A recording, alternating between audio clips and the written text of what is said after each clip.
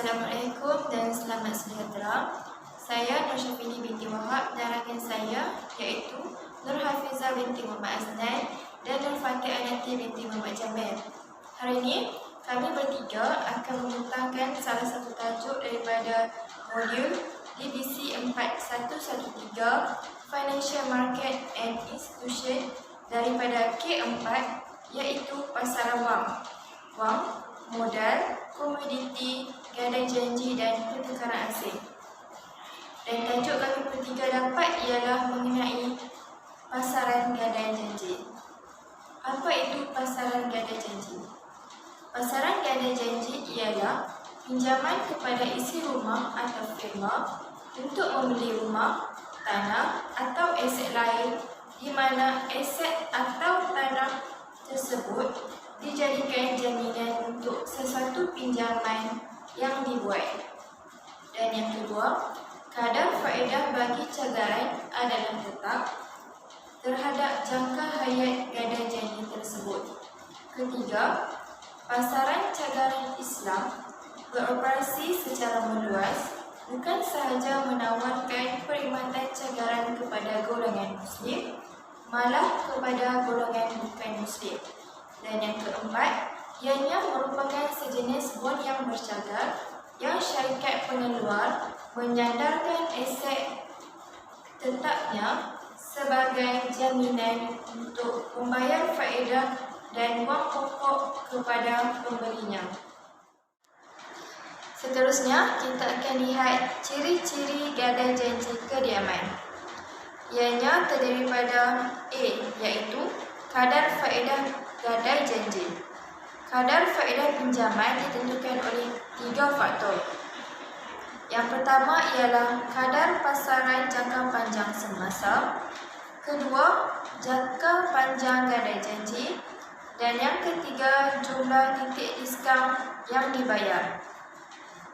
Yang pertama iaitu kadar pasaran jangka panjang semasa.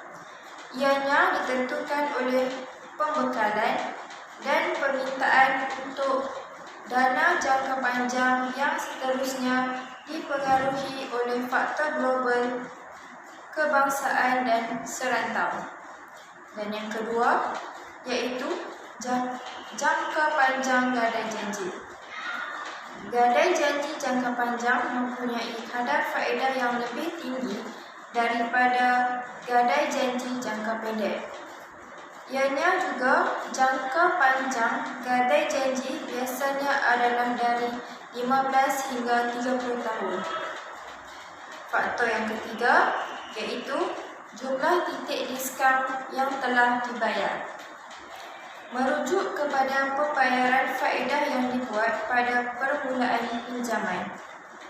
Pinjaman dengan 1 titik diskaun bermakna peminjam membayar 1% daripada jumlah pinjaman kepada pemberi pinjaman pada penutupan. Ianya juga sebagai pertukaran. Pemberi pinjaman akan mengurangkan kadar faedah ke atas pinjaman. Seterusnya ialah terma pinjaman. Apa itu terma pinjaman?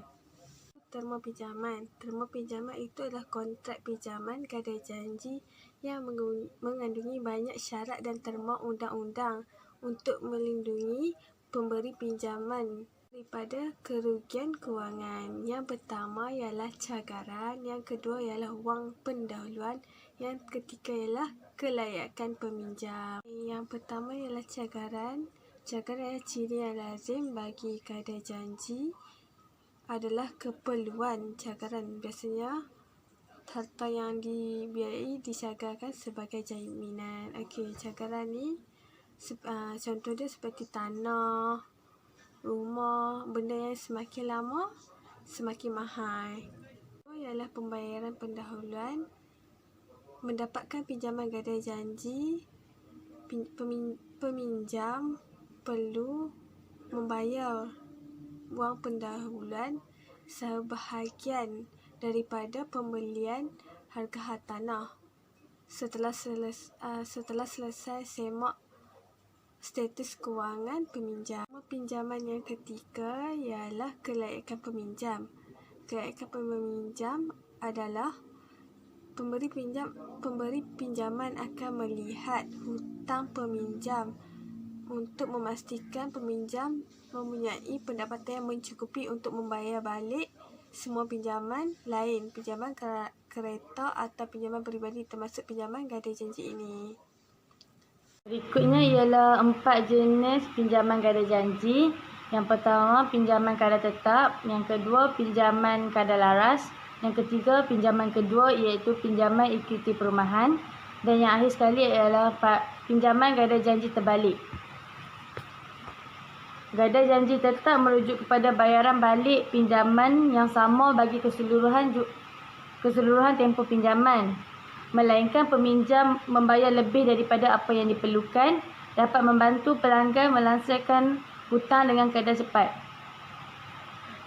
Kadar janji kadar tetap ini kebiasaannya mempunyai tempoh bayaran balik selama 30 atau 15 tahun. Janji kadar laras pula sama seperti pinjaman standard, tetapi kadar faedah boleh berubah pada jadual yang ditetapkan. Gada janji kadar laras ini bermula dengan pembayaran yang lebih rendah daripada gada janji kadar tetap. Bayaran boleh berubah secara ketara mengikut perubahan pasaran. Ialah pinjaman kedua iaitu pinjaman ekuiti rumah. Peminjam menjadikan rumah sebagai cagaran untuk meminjam terhadap nilai rumahnya.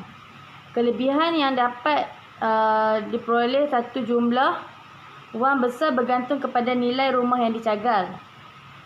Kadar faedah yang lebih rendah daripada jenis hutang yang lain. Sekali ialah gada janji terbalik, iaitu memberi pendapatan kepada pemilik rumah pada usia bersara yang mempunyai ekuiti yang besar.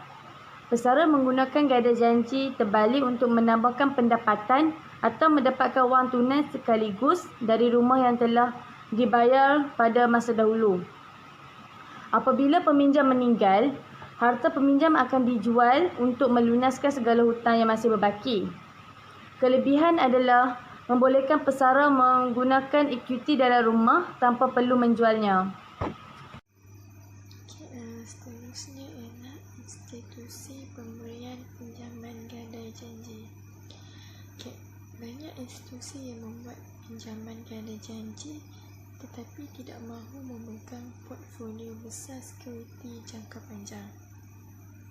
Contohnya, bank-bank perdagangan yang mendapatkan dana mereka dari sumber jangka pendek dan melabur dalam pinjaman jangka panjang akan menimbulkan risiko kadar faedah yang tinggi.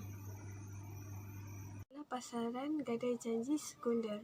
Apa itu pasaran gada janji sekunder?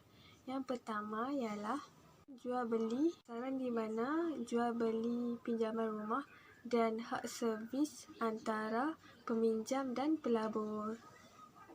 Seterusnya yang kedua ialah pasaran gada janji sekunder, membantu membuat kredit sama rata bagi semua peminjam di seluruh lokasi geografi. Seterusnya yang ketiga ialah apabila seseorang itu mengambil pinjaman rumah, pinjaman tersebut ditajar, dijamin, dibayari dan diservis oleh bank. Yang keempat ialah oleh kerana bank menggunakan dana mereka sendiri untuk membuat pinjaman, pihak bank akan kehabisan wang untuk pinjaman sehingga mereka menjual pinjaman tersebut ke pasaran sekunder untuk mengisi kembali wang mereka untuk membuat lebih banyak pinjaman rumah. Sekali ialah pensekuritian gada janji. Gadaian individu mempunyai risiko yang berbeza, kematangan dan kadar faedah. Diperkenalkan oleh Ginnie Mae dan mampu menguasai pasaran gada janji.